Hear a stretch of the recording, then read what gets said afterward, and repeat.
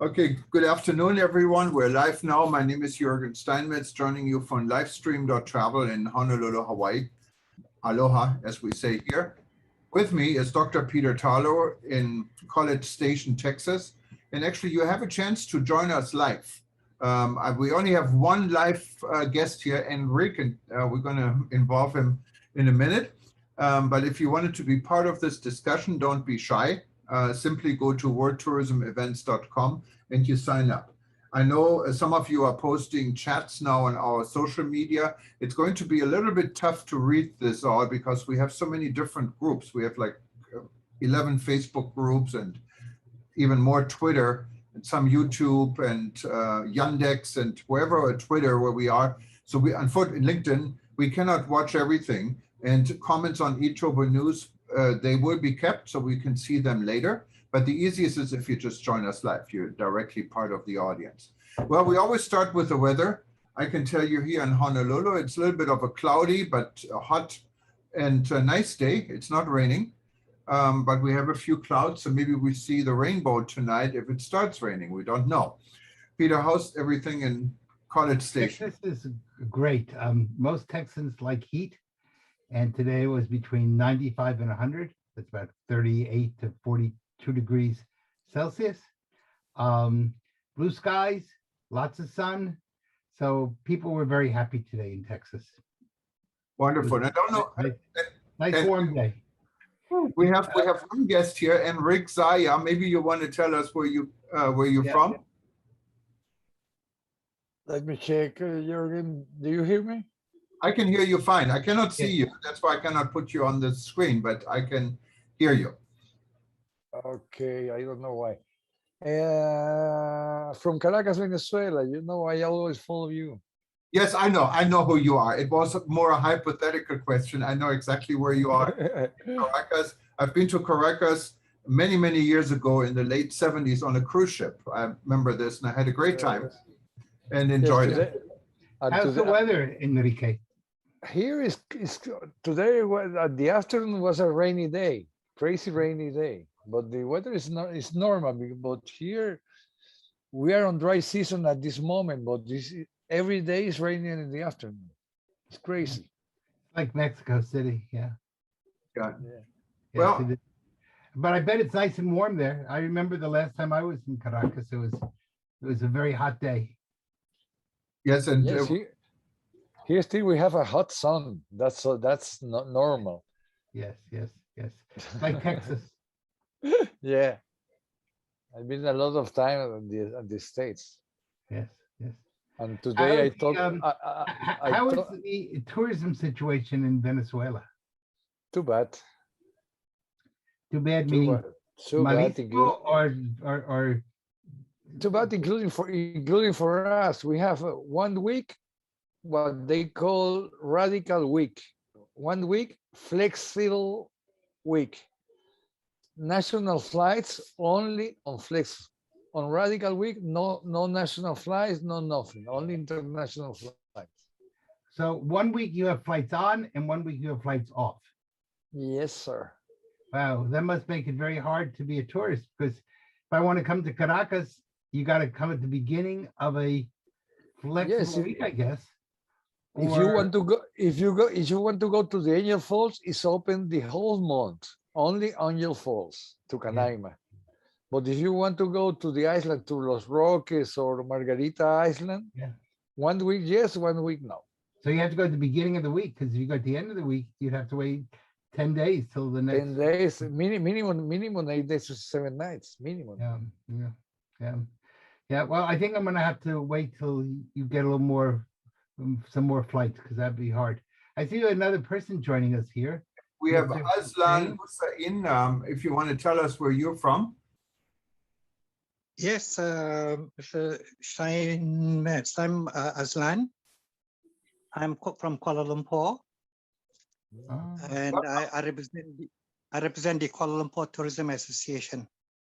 Wonderful. I gave the lectures in Kuala Lumpur about a few years ago on tourism security from Malaysia. Yeah. So, sorry, what's the question?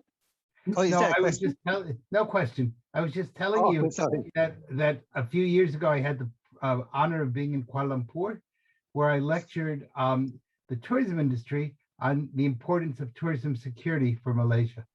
Oh, I see. What was that with the Tourism Malaysia, or was it with the any of the associations here? I think it was with the Tourism Association, yes. They invited me to come to Malaysia. Okay, we have a big one. Yes, in Kuala called Lumpur. the You have a beautiful airport. Yeah, And but yeah, Malaysia is a great, hopefully when we're all getting out of COVID and we can travel, I can say I always went shopping in Malaysia because it's a wonderful place to shop. It is inexpensive for our kind of understanding. And you have wide selections of very unique merchandise, not only clothes. I couldn't buy clothes because it looks like you don't really sell clothes for big people like me. but there was a lot to do. And I went to Malaysia during the Commonwealth Tourism Conference was going on. And at the same time, there was also the Formula One car races going on. So it was a very, very busy weekend last time I was in Kuala Lumpur. How's the situation in Kuala Lumpur right now? With, I understand you're back into lockdowns and into COVID restrictions now. yeah, we have issues on the discipline of the masses. What do you call the vaccination rate now? I think we are touching 50% already of the population. Very high, and 50%. yes, very yes, good. yes. And we were achieving something like over 500,000 vaccinations per day, which is one of the highest in the world. Right. Which vaccines are you using? Sorry? Which vaccine are you using? We use, in fact, almost all. The Pfizer, AstraZeneca, Sinovac, and now the CanSino has come in. We are also receiving. You see, the whole trouble is the supply of vaccines has been very slow. So whatever we've got, we accept, and that's from everywhere. Yeah, so you get whatever you can get. Yeah. Sorry? You get whatever you can get. That's right. That's right. And then the government has just announced they've got another 6 million vaccines coming in by next month. So we hope to, well, the government hopes to achieve 80%, hopefully by the end of the year. Wow, that would be better than what we have here. Yeah. And we do here, we have plenty of vaccine, but people are hesitant to get the vaccine. So that's why we have only about 60 or 50 some percent, I think, fully vaccinated in the United States. Is there a hesitation in Malaysia, or is everyone just ready to get vaccinated? I think we have issues like the anti-vaxxers here too. We have Anti-vaxxers. We have yeah, we even have issues also now with some teachers who do not want to be vaccinated. They are part of the anti-vaxxers, and that causes a problem with our education with the schools, some of the schools. So we have these challenges. Just as I say, we have a problem with discipline in our population here. And you're not alone there. And I think the entire world is facing the same type of problem, whether you look at Europe or you look at Asia. And I was surprised because when you heard about Malaysia, when you also heard about Singapore, and a while ago, Indonesia, there was hardly any COVID. It almost seemed like it was wiped out, and then it kind of came back. Is this the same situation we have here? Because we have record high numbers with the Delta version. Is this the same thing you have? Oh yeah, the Delta version is causing a big problem here because what we see is that once the virus gets into the body, the person dies very fast. Right. Right. Oh, but they should not die quickly if they're already vaccinated. It should only be if you have not been vaccinated. Correct, Dr. Talo, because a lot of in the statistics, a lot of them are those with preconditions, Yes, preconditions with diabetes and heart and all that, yes, and most of them are also not vaccinated. yes. That seems to be the problem because the numbers are not real numbers on some level. You really, Yeah. we do have to divide between vaccinated without comorbidities and then people with comorbidities and then people who have not been vaccinated. So those are really three very different groups of people. And Yeah. in the Delta variant, if you are healthy and vaccinated, then you're probably not going to have more than a bad cold. But if you are not vaccinated or you have a comorbidity, that's a whole different world. And then you are in some real trouble. So one of the ways to get around that is make sure you get vaccinated.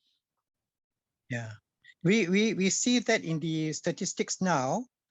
We used to have we are managing the health ministry is managing the statistics very well now, and we have found out that the stage 1 and 2 are very high now, which means they are not serious. Yes. So they can be quarantined at home. Right. And the statistics for the stage 3, 4, and 5 are coming down. Yes. The stage 1 and 2 are very. Yes. Yes. Well, I'm hoping that things open up and that Jurgen is able to go back shopping in Malaysia. Of course, what he needs to do, because he is a big man, is he needs to buy only shorts, and that way it won't bother him. Problem in Malaysia because you guys are all nice and slim people, you know. So and there's a market, you know. Seriously, a guy like this, it's not only in Malaysia. You go to shops here, and you're not really asking what style you want to buy. It's that, do you have my size? And then you decide what is left for you, you know. So that is definitely something. And in Malaysia, to lose weight is a real challenge because your food is so excellent, you know. So Yeah, the good news for Mr. Steinmetz is the plan is to open Langkawi by next month. Wow, that's good news. That's yeah. Would this be like restricted to the area, or only with direct flights, or what are the plans for this? I think the only direct for the international is direct flights, and the plan is I think Qatar Airways plans to fly into Langkawi. Right. So well, things are not. We have not heard of the latest news yet, but that was the plan. What are there any impacts of what's going on in Afghanistan, either in Malaysia or in Venezuela? In Venezuela now. And how about in Malaysia? We so far not yet, but we have some of them here already before. Some of the refugees already. Yeah, you must remember. I remember this Afghan problem even started when I was living in Germany. They were already fleeing the country in the 80s. So it's not a new movement for them. For me, from my observation, it's a lot more now. So it's yeah. So but so far not yet, because there's no communication, no air communication between Afghanistan and Southeast Asia. Yes. All right. Well, then you don't have to worry about cutting flights because you don't have any. So no, we don't. So that's a good thing, I guess, in its own way.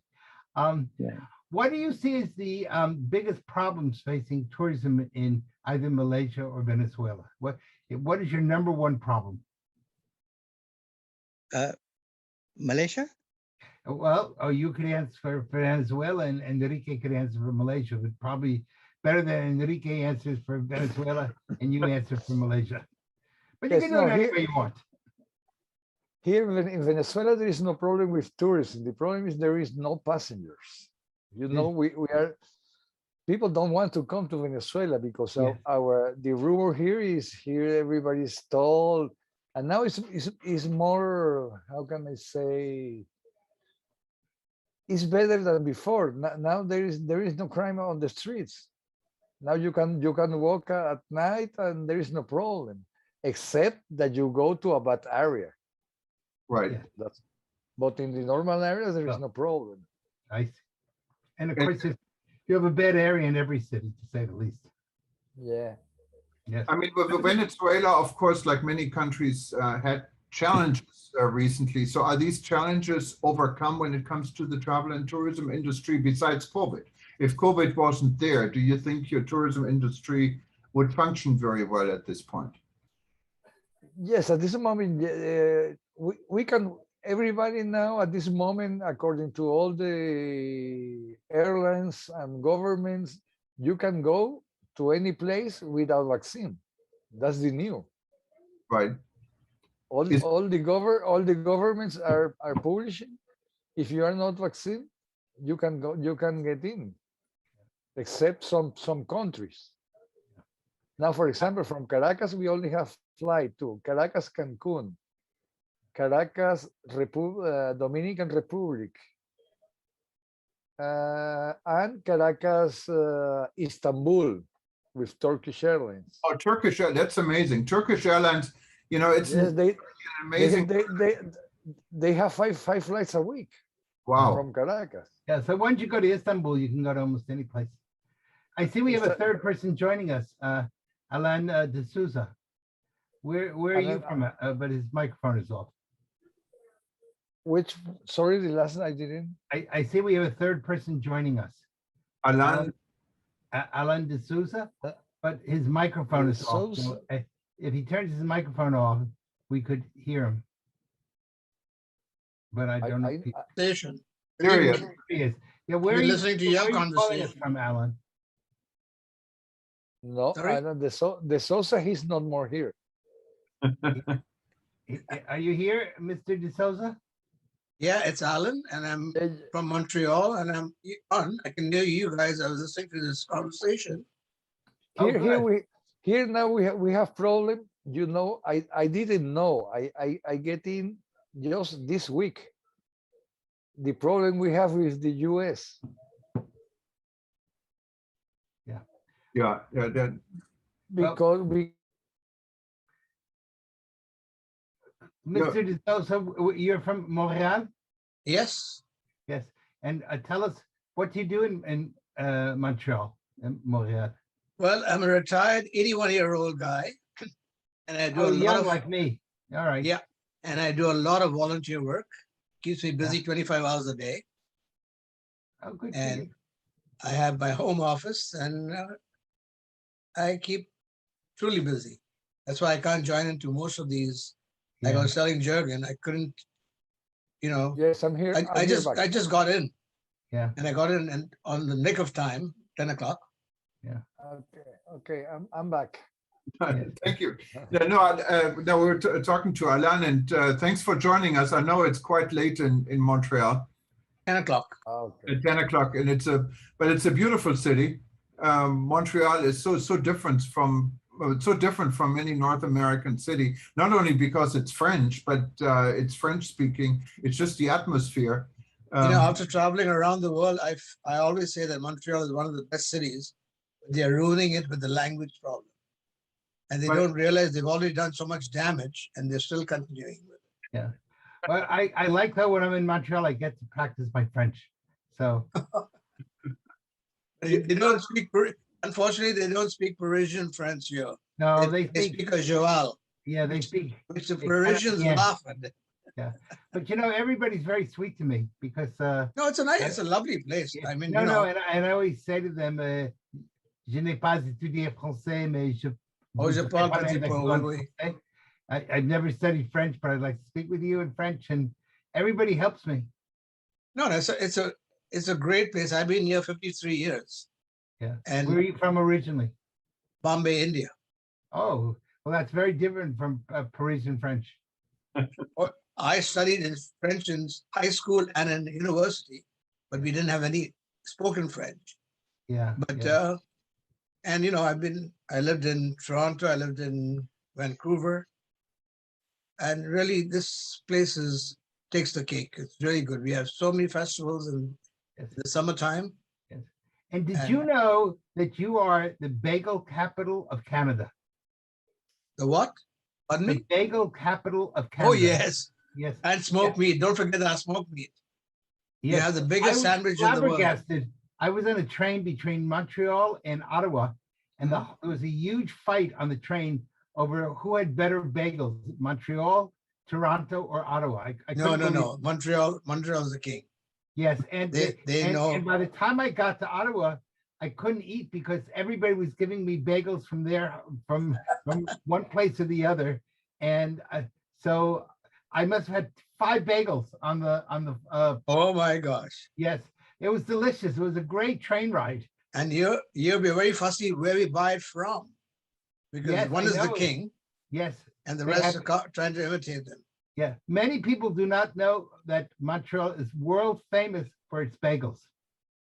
And have you seen a smoked meat sandwich here?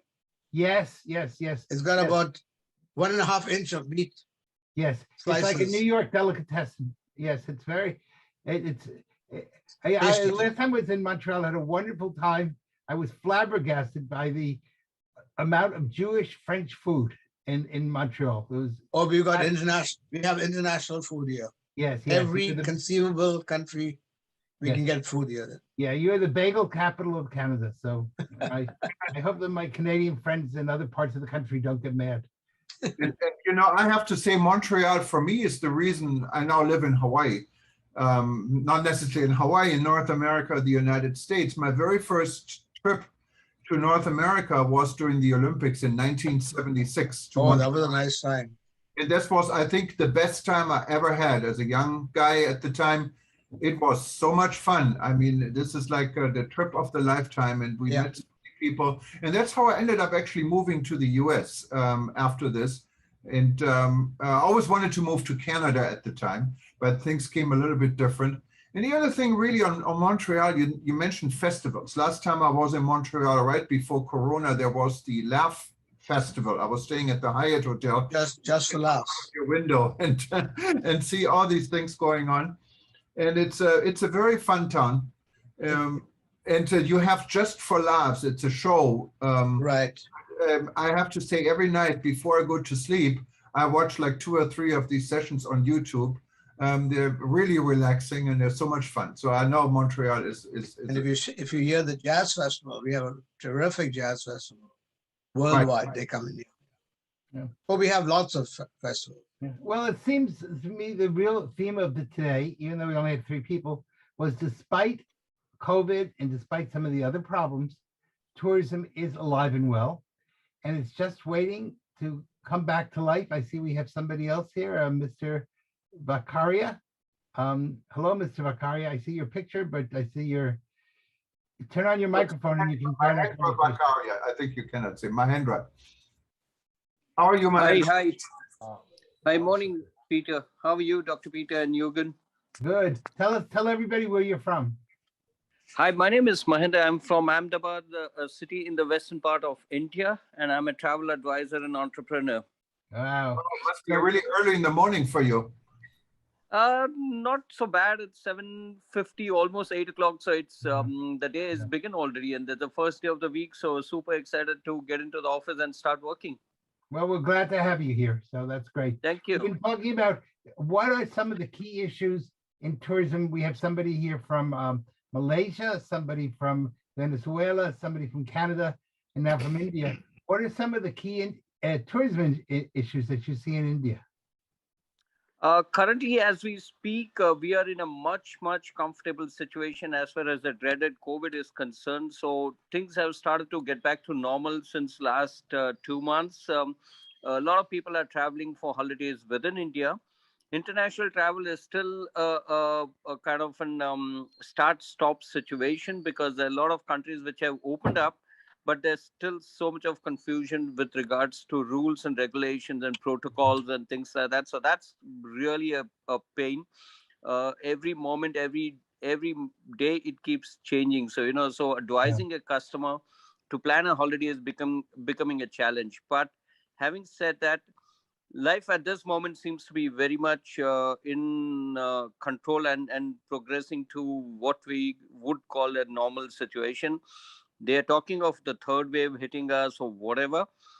We only hope that it's not as impactful as it was in the month of April, May, when it happened so suddenly and so fast that the administration just was caught napping, kind of a situation. But yeah, people are more mindful now, I would say.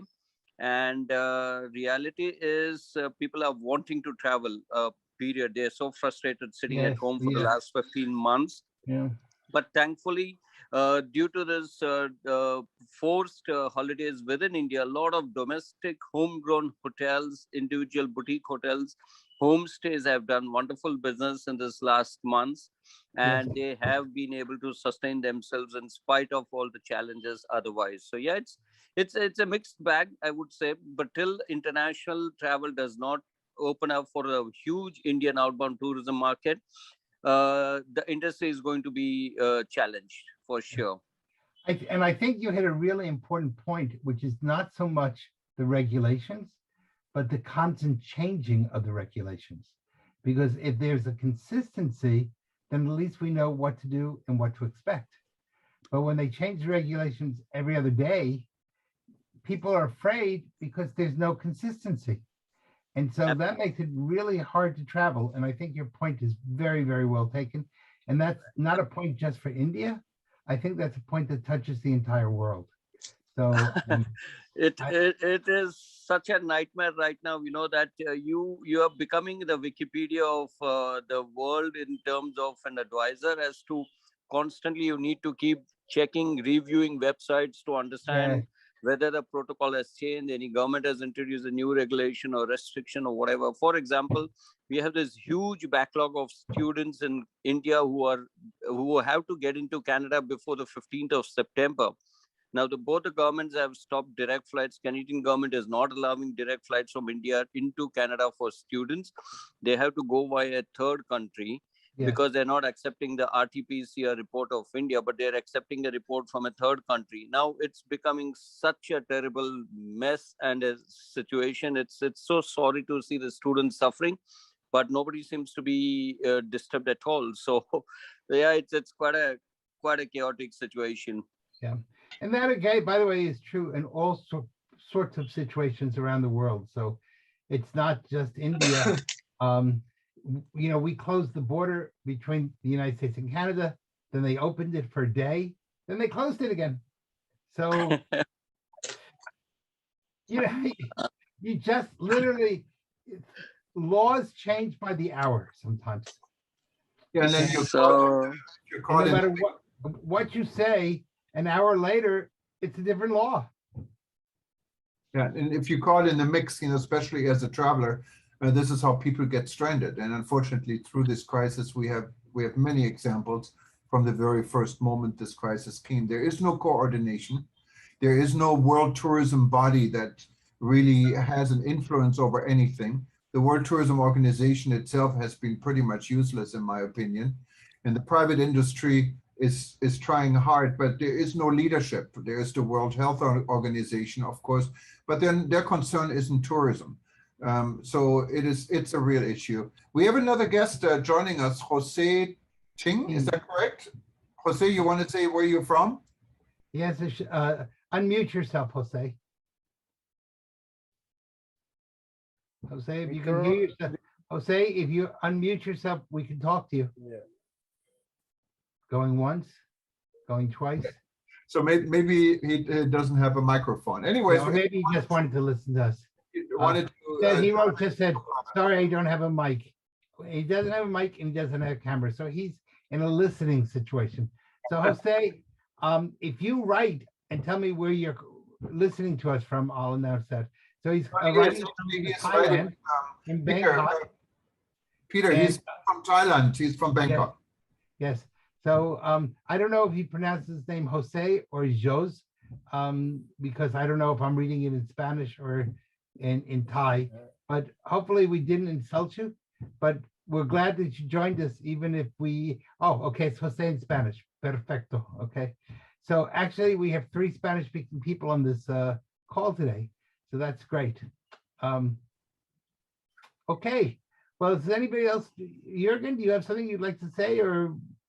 No, but I'm glad. I think it was a different type of format. I kind of like it. We get people involved. It's a small group. I see we have quite a few people watching us together on social media and our other platforms. And in the future, if you wanted to be part of our group, just go to World Tourism Events, sign up. We don't bite. So, but it's good to get people involved in our conversation. We also, we have from time to time, we have invited guests on the show, like we had on our North America show recently, where we're talking about a new way of testing. Maybe Peter, you can summarize a little bit. It was an interesting session about the new way this company we had as a guest is conducting the corona test. Yeah, it's a format of a serology test. And those types of tests don't look to see if you are COVID negative or not. What you want to do is you want to have a positive reading. And what you want to show is that you have enough antibodies to fight off any attack of corona. So you're not looking to see what your state of corona is, because you can be negative on one day and the next day you're not negative. But if you have the antibodies, then you're able to say, okay, for at least the next 6 months, you are you're good to go. And so the problem is that there are a few countries in the world that are doing this well. Probably the leading country in the world is Israel. But the need to be able to say to people, okay, rather than every time you get on a plane, you have to be tested. I'm in Latin America all the time, and it's a real pain, especially if you're going from one Latin American country to another. You have to get tested multiple times. But if we could create a card that would say, okay, from January 1 until June 1, we know you have enough antibodies that it really doesn't matter. And that would make travel so much easier. And we're looking for ways to be able to create make ourselves safe, but show that people have enough antibodies into the system so that they don't have to worry. I got my booster shot, my third shot, on Friday. And so now I'm okay. But that means that at least for another 6 or 8 months, I don't really have to worry when I'm traveling, because I have plenty of antibodies to be able to protect me. And that would make life for, say, somebody like our friend in India a lot simpler. So it shows that there is some hope. Hopefully that these will be things that will be coming down the pike, and before you know it, maybe science will help tourism get back on its feet. Well, wonderful. We're a little bit, 5 minutes actually over our 30 minutes, or 10 minutes over our 30 minutes. But what is good. So I had a good time. I hope everyone else enjoyed it. And if you wanted to be part at our next show, we already have quite a few people signed up. This is on Thursday at 8 a.m. my time in Hawaii, what would make it 2 a.m. in the morning in Malaysia. So I think for our friends in Thailand, Malaysia, or even India, it'll be about midnight or 12:30 in the morning. It might be a little bit late. 1 a.m. in Thailand, that's correct. We have 7 hours here. The other way around, it's kind of a day plus minus 7. Thanks for saying.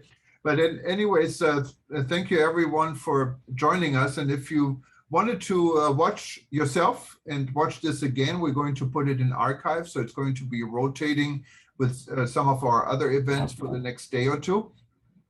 And but it will always be available when you go to livestream.travel or to our YouTube channel, and you can watch it anytime and also forward to your friends and let others know about us. In the meantime, I give Peter the last word, but I wanted to say aloha from Hawaii. Don't forget to read eTurbo News. We're working on a lot of really interesting stories right now. Just stay tuned.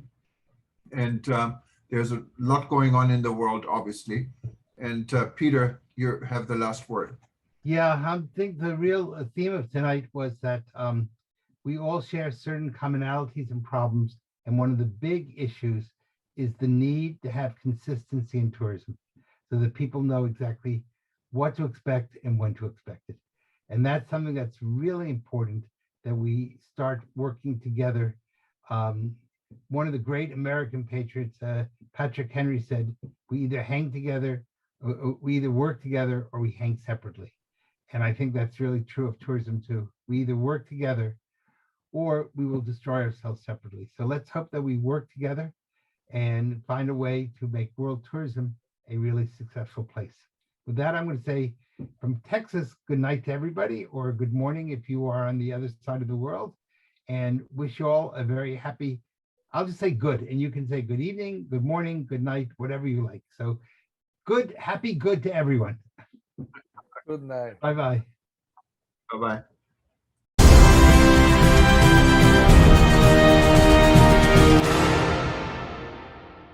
Former Israel PM Netanyahu has a hidden agenda in Hawaii. Israel is telling citizens not to go abroad, but former Israeli Prime Minister and current opposition leader Benjamin Netanyahu is currently vacationing on the island of Lanai in Hawaii. The island of Lanai is owned by Larry Ellison, an Jewish-American billionaire and owner of internet tech company Oracle. Larry Ellison is also a prosecution witness in Benjamin Netanyahu's upcoming corruption trial in Israel. I'm at the Four Seasons Lanai and former Prime Minister Benjamin Netanyahu is staying here, along with a group of Mossad bodyguards, was the message posted by a hotel guest today. When a former PM is traveling, one can assume there is always a hidden agenda. With the former Israeli PM spotted on the island of Lanai, is this agenda looking for a Hawaiian rainbow, or perhaps meeting a prosecution witness who is supposed to testify for the prosecutor in an upcoming trial against the PM? On the same day, another death, 763 additional COVID-19 infections were recorded in the U.S. state of Hawaii. Count by island includes 469 new cases on Oahu, 123 on Maui, 126 on Hawaii Island, 26 on Kauai, 5 on Molokai, 3 on Lanai, and 11 Hawaii residents diagnosed outside the state. On August 16, the current opposition leader in Israel was spotted sitting on an airport trolley at San Francisco Airport waiting for his golf bags. Apparently, he was on his long way from Tel Aviv to the island of Lanai in Hawaii. Staying at the Four Seasons of Lanai is not inexpensive. The penthouse suite at the Four Seasons Hotel Lanai costs $21,000 per night, making it the most expensive suite in Hawaii. The island is also home to 2 golf courses, including Manali Golf Course. In 1994, Microsoft co-founder Bill Gates got married at the 17th hole of the course. Ex-PM insists he and his family are paying for a trip to Lanai in Hawaii, the island known to be the host for many millionaires and billionaires over time. According to the Time of Israel, the transportation minister also vacationing in U.S. despite government pleas against travel abroad. Despite a record outbreak of the Delta variant of COVID-19 currently, Hawaii welcomes 20-30,000 new visitors every single day. Such visitors are arriving from U.S. destinations and need to show a U.S.-issued CDC certificate of vaccination, or produce a U.S.-issued PCR test certificate. Therefore, visitors are mostly domestic tourists or returning residents. It's not clear how the former PM could have done this if flying to Hawaii without a stopover in San Francisco, as reported in Israeli media. The island of Lanai is part of Maui County and more than 98% is privately owned by Jewish-American billionaire Larry Ellison, the head of Oracle. The smallest inhabited island travelers may visit in Hawaii. Lanai offers big enticements to its visitors. For the former Prime Minister, it may actually do much more, a meeting with the owner of the island, Jewish-American billionaire, and friend Larry Ellison. Ellison is also a witness in an important upcoming corruption trial against the former PM. Only 9 miles from Maui yet a world away, Lanai can feel like 2 places. The first is found in luxurious resorts where visitors can indulge in world-class amenities and championship-level golf. The other is found bouncing along the island's rugged back roads in a 4-wheel drive vehicle to explore off-the-beaten-path treasures. You're sure to find serenity, adventure, and privacy in any of the 3 regions of Lanai. Almost the entire island was bought by Jewish-American billionaire Larry Ellison, owner of Oracle. When COVID-19 hit, Ellison eliminated business rent on Lanai, and in 2018 he founded wellness company Sensei, which oversees spas and solar-powered greenhouses. Ellison owns almost the entirety of Lanai. He bought nearly 98% of the island in 2012 for a reported $300 million United States dollars. His purchase included 35,200 hectares of the island's 90,000 acres, 36,400 hectares of land. Lanai, which is home to about 3,200 residents, is the smallest inhabited island in Hawaii and is home to serene beaches, rugged terrain, high-end resorts and Ellison's sustainability ambitions, which he's executing through a development company called Pulama Lanai. The 141 square mile 365 square kilometers island, which is 8 miles 13 kilometers off the coast of Maui, has 0 traffic lights and few paved roads, according to Forbes. Compared with other Hawaiian islands, Lanai is secluded, but Ellison has plans to change that. He wants to turn Lanai into a tourist destination. Currently, the island is home to 2 Four Seasons hotels and a number of small B&B type accommodation choices. In Israel, Netanyahu is on trial for charges of fraud and breach of trust in 3 separate cases, as well as bribery in one of them. He denies wrongdoing. Ellison is one of several hundred prosecution witnesses in Netanyahu's corruption trial. His name reportedly came up in 2 of the cases, and a report last year said he lobbied and convinced Israeli mogul Arnon Milchan to drop his lawyer so Netanyahu could hire him.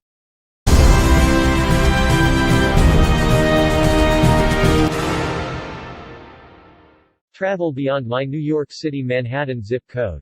I may covet a closet filled with Prada and LV, but what I want immediately is the opportunity to safely travel outside my zip code. As I listen to MSNBC, Fox and CNN, I am warned of COVID variants, the emerging need for booster shots, the increased number of people getting sick and death lurking just beyond the horizon. For 2 years, I have been sequestered in my apartment, timidly stepping into the city fully masked, avoiding contact with adults, children, and the immune-compromised.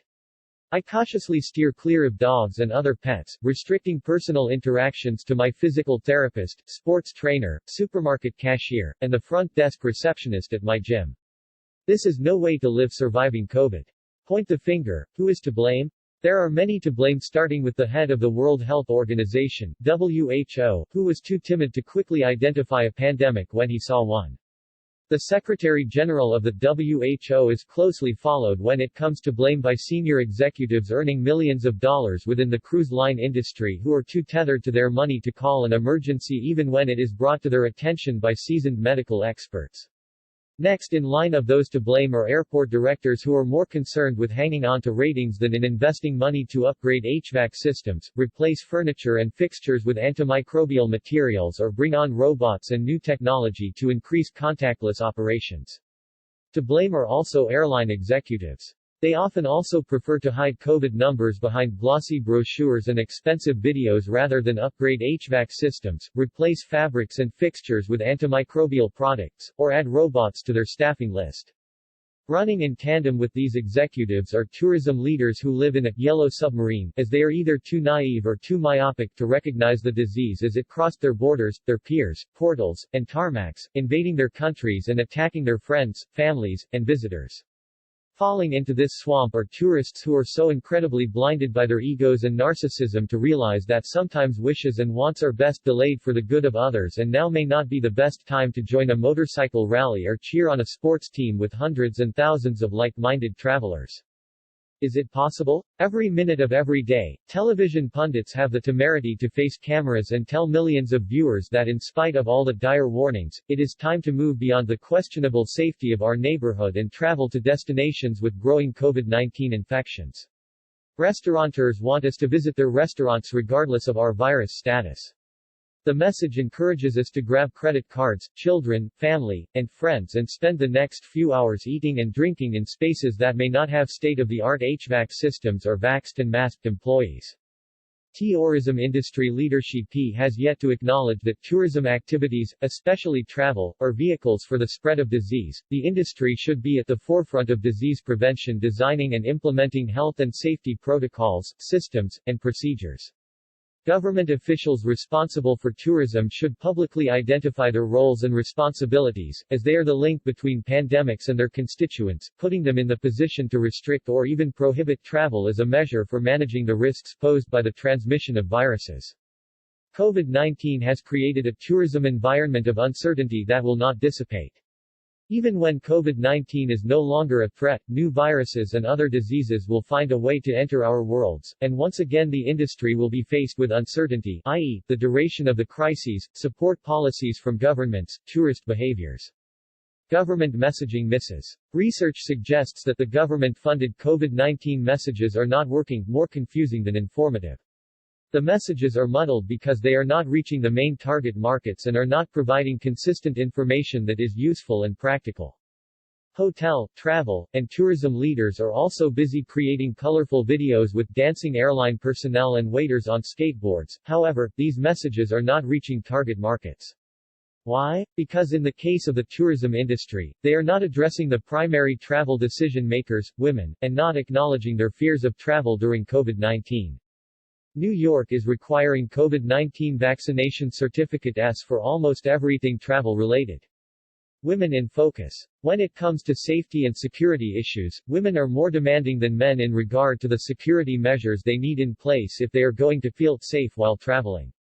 The protocols they are looking for include good hygiene, the use of disinfectants, the existence of health and information checks by certified healthcare professionals, i.e., doctors, nurses, paramedics, official certifications presented by trustworthy sources, i.e., hospitals, medical schools, and healthcare decisions based on scientific data and not on financial incentives. Women expect that hotels will provide deep cleaning and lots of staff hand washing. Guests and staff should mask up, public spaces should be cleaned and disinfected on a published schedule and include common spaces, contact points, i.e., railings, tables, handles, sinks. Game rooms should be on the spaces to be disinfected along with elevators and escalators. In-room amenities such as TV remotes, light switches, and thermostats must be part of the protocols. Payments for all services should be electronic, and alcohol-based hand sanitizers available on each floor at entrances to hotel and food, beverage areas. Buffets should be eliminated or redesigned to be staffed. Women want to travel and have the money to spend. The travel experience offers an escape from daily routines while offering opportunities for social bonding and hedonic pleasures. It is important to note that women have reduced their travel time, and research, Brooks and Saad 2020, found that 60% of female U.S. residents are experiencing fear and worry about being infected by COVID-19. Another study found that fear, disgust, and sometimes anger have become evident emotional responses related to protecting their physical safety during COVID-19. Female travelers perceive health risks from the virus, pushing them into despair that over time evolves into fear.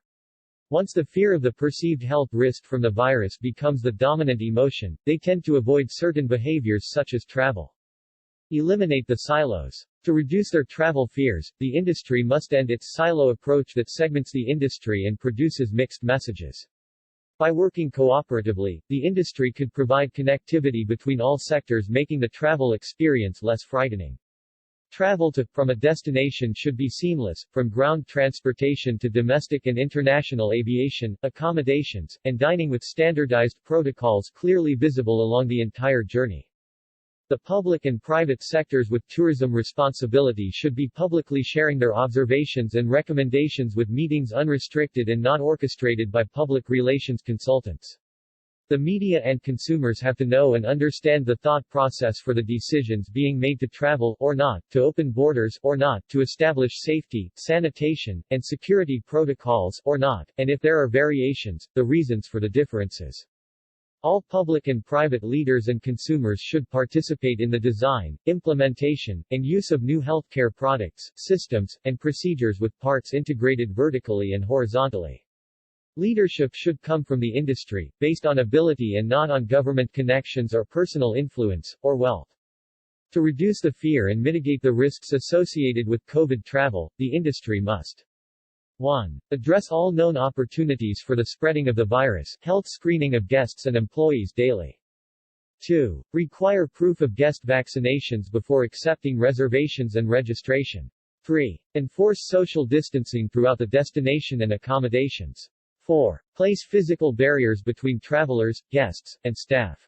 5. Prohibit overcrowding at airports, airlines, attractions, events, restaurants, and hotels. The new normal will be a balancing act between maintaining a satisfactory experience for tourists and complying with the strict measures taken by the authorities on safety and hygiene protocols. My mind is made up. If all the warnings and what-ifs have not been convincing to postpone travel, the questions that need answers before handing over credit cards to travel agents include 1. What is the rate of COVID-19 spread at the destination? Are the numbers of infections and/or deaths up or down? 2. What is the rate of COVID-19 spread in your own community? 3. Will you be able to distance yourself by at least 6 feet from the people with whom you are traveling? 4. Are your travel friends, family at high risk for COVID-19? 5. Do you live with a high-risk COVID-19 person? 6. Will the state or local government where you live and/or at your destination require you to stay quarantined for 14 days after traveling? 7. If you get sick with COVID-19, will you have to miss work or other obligations? 8. If you get sick while traveling, what are the protocols required by local governments and what is the status of healthcare, hospitals, doctors, medicine, at the destination? Will your insurance cover these costs? Proceed with caution. The car. If your travel mode is automobile, pre-trip planning requires a thorough and total cleansing and disinfecting of the vehicle. Every surface should be wiped down: windows, seat belts and buckles, steering wheel, door handles, controls, floors, etc.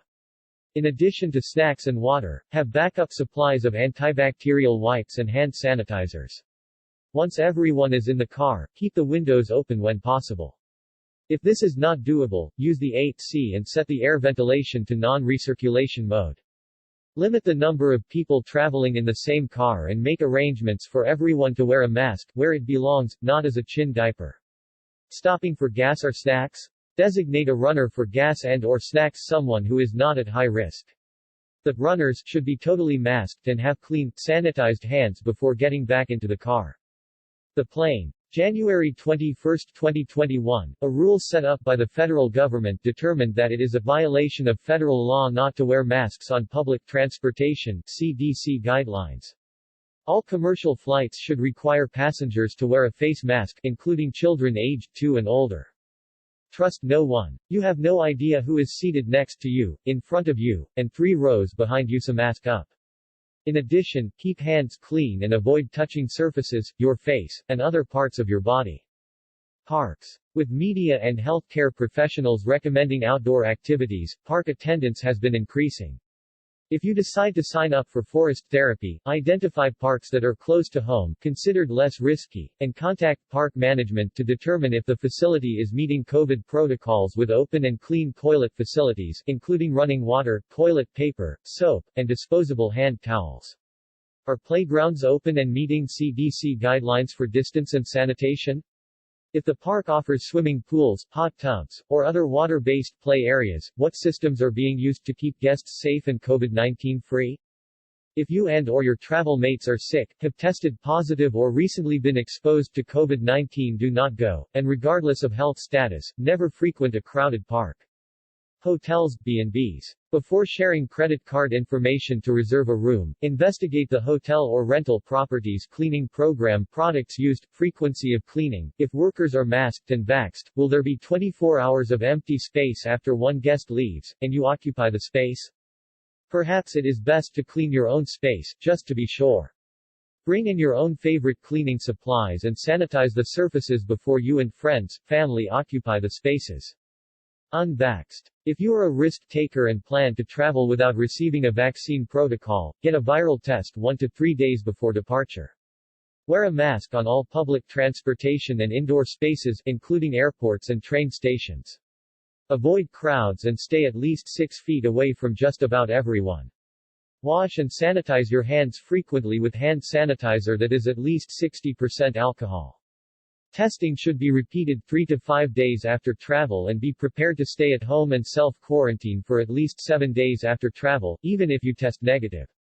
If you test positive, isolate yourself to protect others. Not prepared to be retested? Just stay home in isolation for 10 days after returning from travel. Travel information. For updated travel information, a good source is travel.state.gov. Copyright Dr. Eleanor Garley. This copyright article, including actual photos, may not be reproduced without written permission from the author. Rebuilding travel.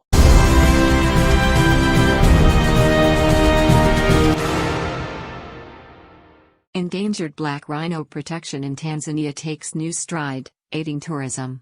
Ngorongoro Conservation Area in Tanzania this week launched a new protection method to save the most endangered black rhino within its conservation ecosystem and the rest of the East African region. Jointly with the Ministry of Natural Resources and Tourism with technical support from Frankfurt Zoological Society, FCS, Ngorongoro Conservation Area Authority, NCAA, is now protecting its rhino population with special marks and electronic devices for radio monitoring for ease tracking. 10 rhinos will be marked in the conservation area by this month. The number of rhinos living inside the Ngorongoro crater has grown to 71, among them 22 males and 49 females. All rhinos living in Tanzania will be marked with identifying numbers preceded by letter U to differentiate them with those in neighboring Kenya, being marked with identifying letter V preceding an individual animal's number. The official numbers designated for the rhinos in Ngorongoro in Tanzania start from 161 to 260. Conservation officials said. Identification tags on the rhino's left and right earlobes will be placed, while 4 of the male mammals will be fixed with devices for radio monitoring to monitor their movements while venturing beyond the conservation boundaries.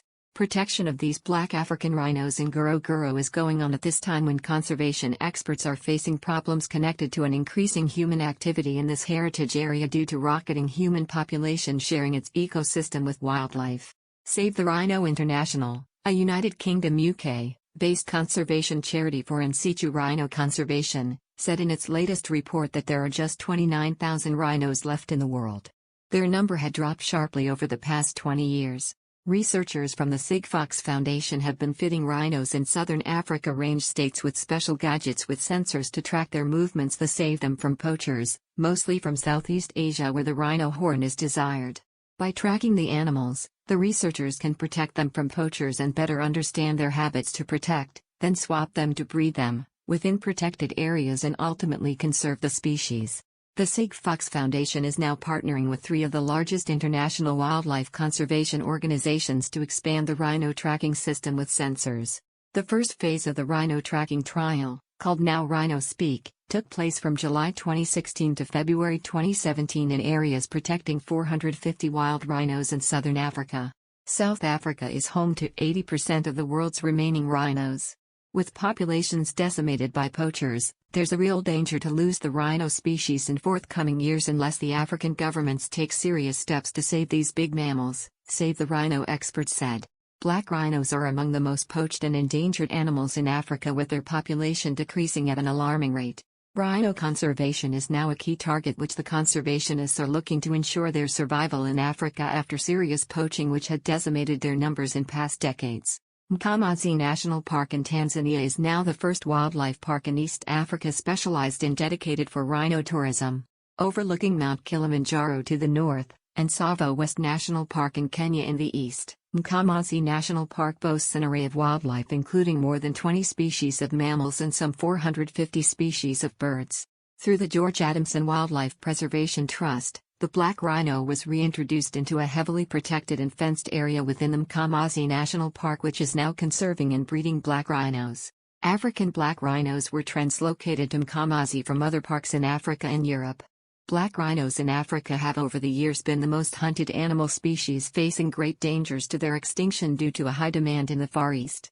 Covering an area of 3,245 kilometers, Mkomazi National Park is one of Tanzania's newly established wildlife parks where wild dogs are protected together with the black rhinos. Tourists visiting this park may see wild dogs which are counted among endangered species in Africa. In past decades, black rhinos used to roam freely between the Mkomazi and Tsavo wildlife ecosystem, extending from Tsavo West National Park in Kenya to the lower slopes of Mount Kilimanjaro. African black rhinos are a native species living in eastern and southern African range states. They are classified as a critically endangered species with at least 3 subspecies declared extinct by the International Union for Conservation of Nature (UCON).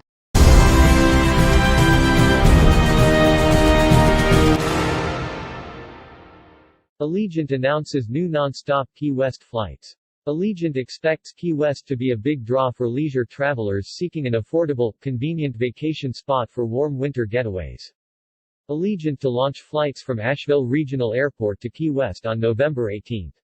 Allegiant to start service from St. Pete Clearwater International Airport to Key West on November 19. Allegiant will use Airbus A319 aircraft on new Key West routes. Allegiant will add non-stop service from North Carolina's Asheville Regional Airport (AVL) to Key West International Airport (EYW) beginning November 18, and non-stop service from Florida's St. Pete Clearwater International Airport (PI) to the island city beginning November 19. Allegiant announces new non-stop Key West flights. Allegiant plans to serve Key West twice weekly and on varying days on each of the new routes, using Airbus A319 aircraft. Key West is one of the most sought-after destinations in the U.S. right now, said Drew Wells, Allegiant's Senior Vice President of Revenue and Network Planning. We expect it to be an even bigger draw for leisure travelers seeking an affordable, convenient vacation spot for warm winter getaways. In June, Allegiant added twice-weekly non-stop service to Key West on Airbus A319 aircraft from Nashville International Airport (BNA), Pittsburgh International Airport (PIT), and Cincinnati, Northern Kentucky International Airport (CVG). We're thrilled to welcome North Carolina visitors from the Asheville region and our Florida neighbors from Tampa St. Pete as this new service will help to remove cars from traveling the overseas highway, said Richard Strickland, Director of Airports for the Florida Keys Monroe County.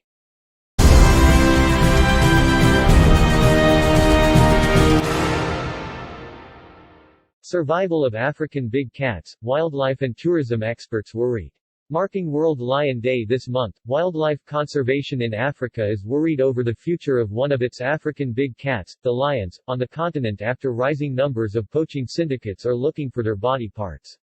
Wildlife conservation groups and charity organizations in Africa are worried over the rising cases of lion poaching, mostly in West Africa where these famous animals are critically endangered, while poaching has increased across the eastern and southern African region. Rising demands for lion parts in Southeast Asia has fueled poaching in Africa. The encroachment of livestock keepers on wildlife conservation parks have so far caused conflicts between nomadic livestock keepers. This is leading to killings of lions by poisoning, shootings by spears, and poisoned arrows. High incidences of lion poisoning have also been reported in East Africa as nomadic communities retaliate after attacks on their livestock, said Edith Kabesimi, Wildlife Campaigns Manager at World Animal Protection's Africa office in Kenya. Sanctuary retreats in Ngorongoro Crater Camp. She said that demand for lion products, like bones and teeth, in the fast-growing herbal medicine industry has also fueled their poaching in the African wild. Kabesimi said that other threats to the African lion include captive breeding and trophy hunting, adding that enactment of new policies, regulations, and heightened campaigns are key to saving the carnivore and sustaining the resilience of the continent's natural habitats. The population of African lions is estimated to have declined by as much as 50% over the last 25 years. Conservation experts said there is a real threat to lion survival from loss of habitat, persecution from human conflict, and growing illegal trade in lion parts. Lions form a crucial part of our biodiversity and natural ecosystems, and this event will help not only to raise awareness for their plight but also to shine the spotlight on the many more successes that we need to scale up to ensure their future sustainability, Kenyan Tory SM Minister Mr. Najib Balala said. Statistics from World Animal Protection indicate that Africa's lion population is currently estimated at 20,000, down from about 200,000 lions 100 years ago. South Africa is the only nation to allow large-scale lion breeding, where the animals are often kept in packed cages or enclosures. Killing lions for their bones and other parts has emerged as a more recent threat.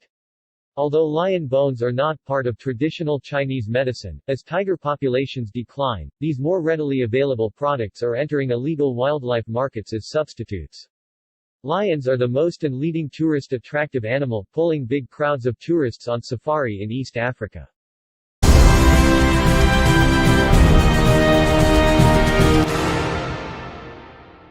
U.S. Northeast braces for Hurricane Henri strike. With wind speeds currently around 75 miles per hour, Henri is expected to batter Long Island or southern New England on Sunday.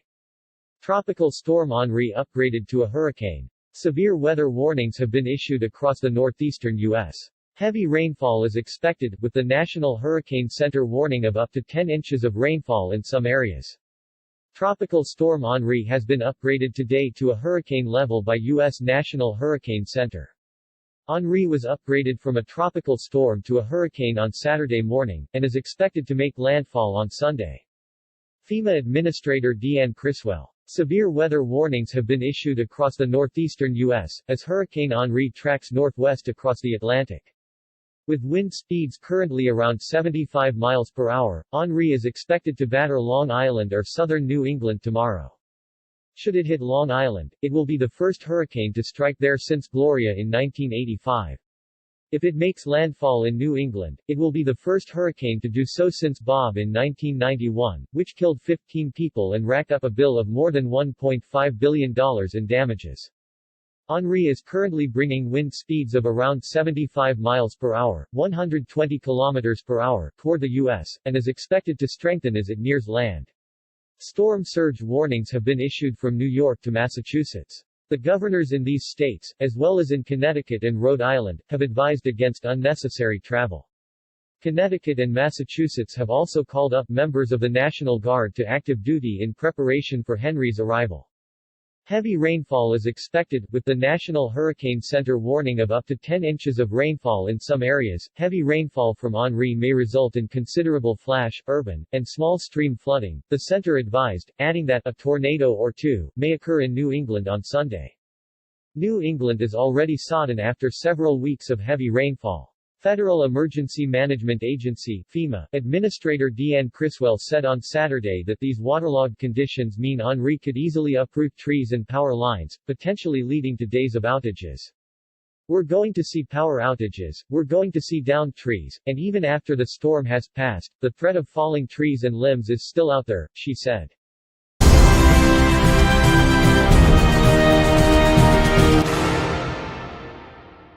$15.39 billion, China's car rental market is booming. The market will embrace high-speed development after the car rental industry reshuffled over the previous 5 or 6 years. High-speed growth predicted for China's car rental market. China's car rental market to top $15.39 billion in 2020. China's car rental market is expanding steadily. According to the latest industry report, China's car rental market is about to enter the high-speed growth period and top 100 billion yuan ($15.39 billion United States dollars) in 2022. The market will embrace high-speed development after the car rental industry reshuffled over the previous 5 or 6 years. In 2021, the industry saw some car renting companies with high competitiveness including China Auto Rental and EHI taking the major share of the market. There are 418 million Chinese people with a driving license in 2020, but the private car ownership is only 244 million in the same year. As the number of legal drivers without a private car increased sharply, a large customer base for the car rental market emerged, noted the report. Thanks to favorable policies and growing consumption, the country's car rental demand is expanding steadily, the report said.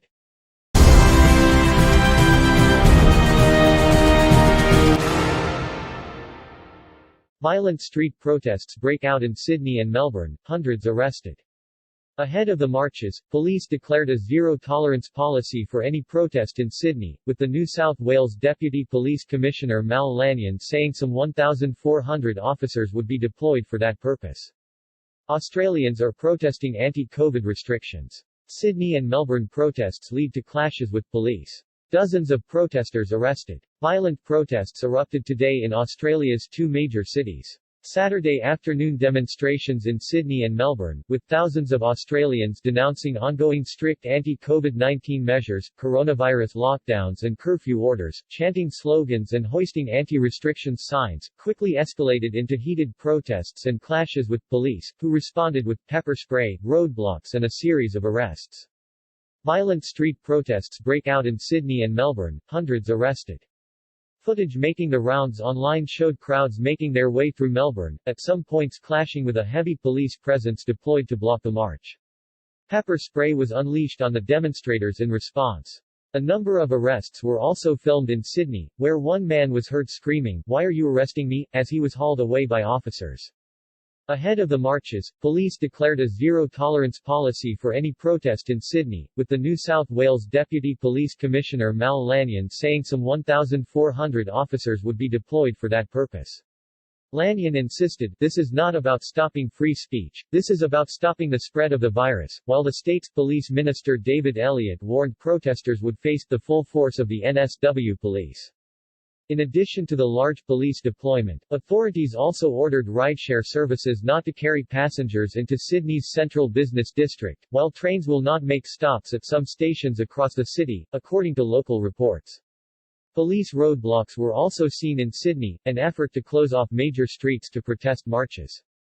The demos come soon after officials in New South Wales announced an extended COVID-19 lockdown on Friday, set to put nearly half of Sydney's 5 million residents under a nightly curfew until mid-September. A similar order is already in place in Melbourne, meaning more than a quarter of Australia's population will remain under lockdown restrictions, which require residents to stay at home with a few exceptions. NSW Premier Gladys Berejiklian argued the move was needed to slow the spread of the more infectious Delta variant, which has driven a surge in cases across the state. It reported 825 locally acquired infections on Saturday, a significant increase from the 644 tallied the day prior. The state of Victoria, where Melbourne is located, has fared much better in recent weeks, though is beginning to see an uptick in cases, reporting 61 over the last 24 hours, up from 57 the last 2 days. Victoria hit its peak last August, when it saw an all-time high of 687 infections in one day.